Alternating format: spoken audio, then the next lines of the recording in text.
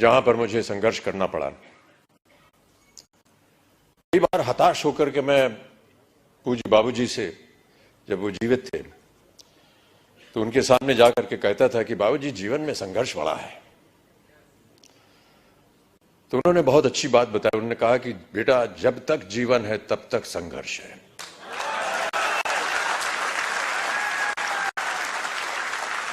और आप भी मान लीजिए कि आपके जीवन में प्रतिदिन, प्रति क्षण ये संघर्ष रहेगा।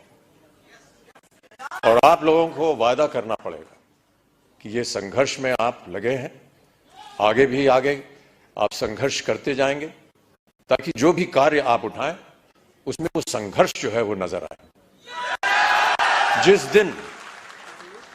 जिस दिन लोग आपके संघर्ष को सम्मानित करेंगे, उस दिन आपका पदार्थ जो है वो ऊंचाइयों पर पहुंचाएगा।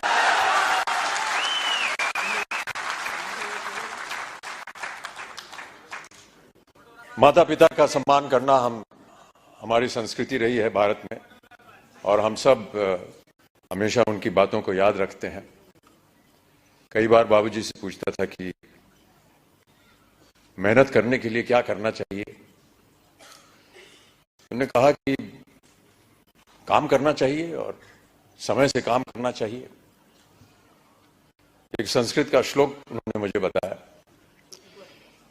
कि सूर्योदय चास्तमय चशाइनम जहाति लक्ष्मी रवि चक्रवर्तीनम।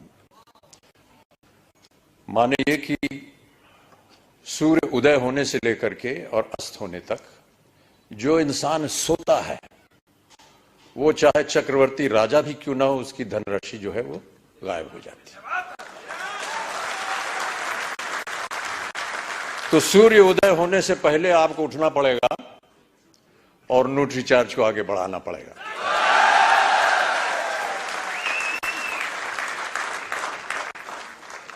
हनुमान जी की एक कथा है। हनुमान जी ने कहा था कि ईश्वर से कि हमको शिक्षा प्राप्त करनी है, ज्ञान प्राप्त करना है, क्या किया जाए, किसके पास जाए।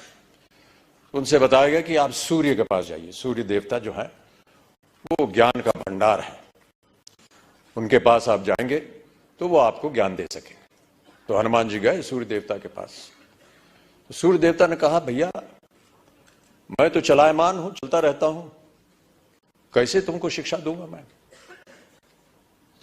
तो हनुमान जी ने कहा कि आप ज्ञान मुझे देते जाइए और चलते रहिए, मैं आपके सामने उल्टा होकर के चलूंगा। तो आप चलते रहेंगे, मैं आपके सामने उल्टा होकर के चलता रहूंगा और ज्ञान प्राप्त हो जाएगा मुझे। कहने का तात्पर्य यह है कि सूर्य के आगे आपको चलना पड़ेगा, तभी जाकर के आपको ज्ञान प्राप्त होगा, तभी आपका संघर्ष जो है वो सफल होगा। प्रोत्साहित करने के लिए एक कविता की कुछ पंक्तियां हैं। इससे पहले मधुशाला की एक पंक्ति पढ़ी गई थी, क्षमा चाहता हूं, उसमें थोड़ी बहुत त्रुटियां थी। जो यहां सज्जन पुरुष आए थे उसको मैं दोबारा एक बार सुनाना चाहूंगा आपको कि मदिरालय जाने को घर से, मदिरालय जाने को घर से चलता है पीने वाला, किस पथ से जाऊं असमंजस में है वो भोला भाला, अलग अलग पथ बदलाते सब, पर मैं ये बतलाता हूं कि राह पकड़ तू एक चला जल, पा जाएगा मधुशाला।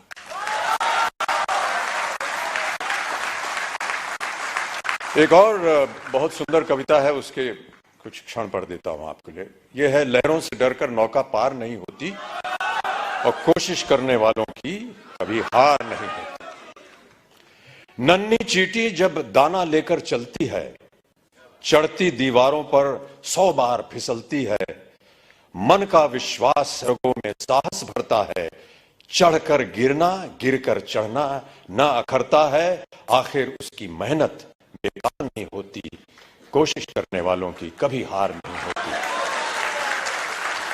तो आपकी कोशिशें हमेशा बनी रहें। आपका सहयोग रहा है। जिनको भी आज पुरस्कार दिया गया है उनको मैं अपनी ओर से एक खास बधाई देता हूं और उम्मीद करता हूं कि इसी तरह हर कार्यक्रम में आपके साथ जब मैं आऊं तो और भी लोग पुरस्कार प्राप्त करने के लायक हों और मैं उनके साथ उन्हें पुरस्कार दे सकूं, उन्हें प्रोत्साहित कर सकूं। अंत में जाने से पहले बाबूजी की एक और कविता की कुछ पंक्तियां आपको सुनाना चाहूंगा। इस कविता का शीर्षक है अग्निपथ। अग्निपथ बाबूजी ने लिखी थी उस जमाने में जब भारत अपनी स्वतंत्रता के लिए लड़ाई लड़ रहा था अंग्रेजों के खिलाफ। तो भारत की जनता को प्रोत्साहित करने के लिए उन्होंने ये कविता लिखी थी। लेकिन मेरा ऐसा मानना है कि ये एक ऐसी कविता है जो हर क्षण, हर वर्ष, हर युग में उसका एक ही मायने निकलता है, प्रोत्साहित करती है जनता को। तो आपको भी मैं प्रोत्साहित करने के तौर पर अग्निपथ की कुछ पंक्तियां सुना देता हूं कि अग्निपथ अग्निपथ अग्निपथ, वृक्ष हो भले खड़े, हो बड़े हो घने, एक पत्र छाह भी मांग मत मांग मत मांग मत। अग्निपथ अग्निपथ अग्निपथ, तू न रुकेगा कभी, तू न मुड़ेगा कभी, तू न झुकेगा कभी, कर शपथ कर शपथ कर शपथ। अग्निपथ अग्निपथ अग्निपथ, ये महामनुष्य है, चल रहा मनुष्य है, अश्रु श्वेद रक्त से लथपथ लथपथ लथपथ। अग्निपथ अग्निपथ अग्निपथ। मैं आशा करता हूं कि आप सब इस अग्निपथ को स्वीकारें और इस पथ पर चलकर अपने श्रम से, अपने कार्य से इस अग्नि परीक्षा को पार करें।